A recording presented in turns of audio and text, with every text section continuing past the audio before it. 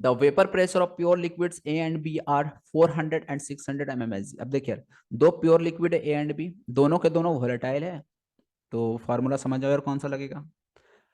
On mixing the two liquid, और दोनों liquid को जब मिक्स कर दिया गया, the sum of their initial volume is equal to the volume of final mixture.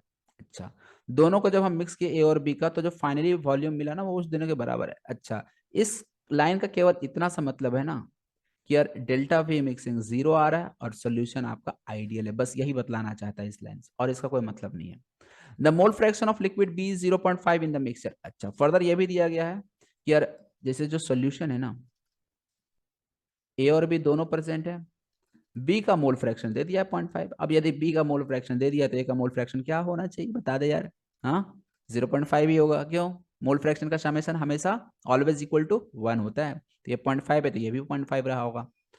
आपको बोला गया vapour pressure of final solution बताना है, mole fraction of components A and be in vapour phase. अच्छा, ए और बी का मोल फ्रैक्शन वेपर फेज में निकालना है।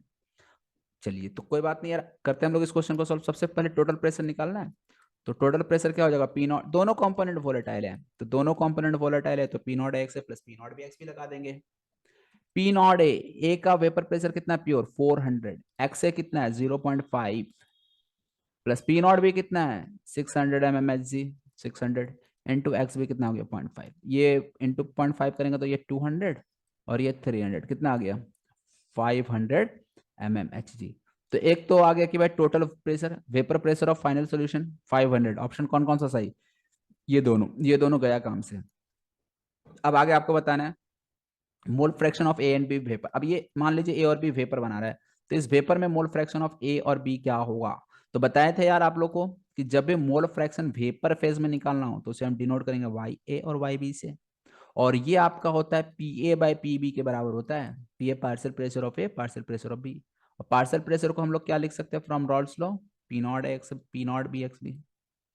जब भी यार वेपर फेज में मोल फ्रैक्शन पूछा जाए तो आप यही फॉर्मूला, यही मेथड अप्लाई करोगे, इससे क्वेश्चन बड़ा ही इजिली बन जाएगा। पी नॉट ए कितना था 400 इंटू एक्स से 0.5 ही है, इधर कितना है 600 into X B, that is ये भी 0.5, ये कट गया, ये दो जीरो उड़ गया, ये 2 से ये 3 जा, यानी यहां से आपको Y A by Y B का जो वैल्यू मिल रहा है, ये मिल रहा है 2/3। अब देखिए यार यहां तक आ गया, अब इसके बाद आपको कुछ नहीं, रेशियो के जो रूल्स होते हैं, सिंपल से रूल्स रेशियो एंड प्रोपोर्शन के, वो अप्लाई कर दो।